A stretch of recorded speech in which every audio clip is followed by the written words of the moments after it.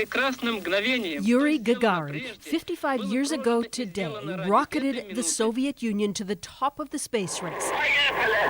As the first man to leave Earth, he beat the Americans.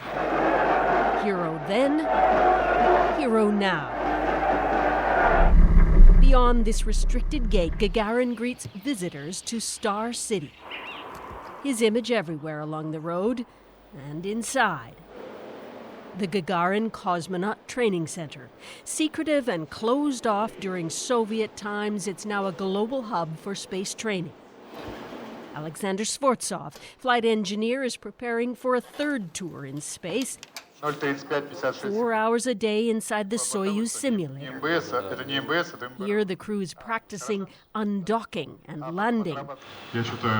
2 years of training before every mission. Is there still competition between countries to be the best in space? Maybe a little bit. We are not sportsmen. We are cosmonauts. We are crewmates.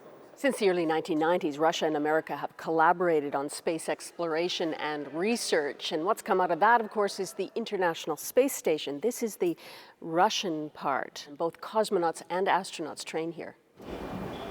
The simulator takes up nearly an entire hangar.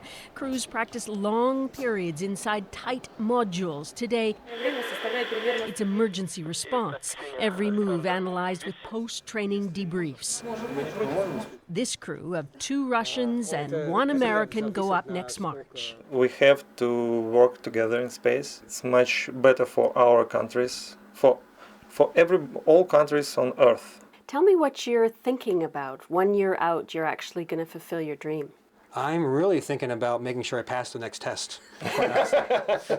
One critical test, maneuvering the spacesuit. As Dmitry Zubov explains, every suit is a mini spaceship meant to simulate atmospheric pressure on Earth.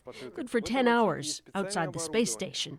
These are Russian-made. Americans and Canadians use their own design, like the one Chris Hadfield wore when he was here. Star City is a storied place, and Gagarin is immortal. My first book about space was about Gagarin. Over half a century since he returned to Earth, a hero, Gagarin still inspires. Susan Ormiston, CBC News, Moscow.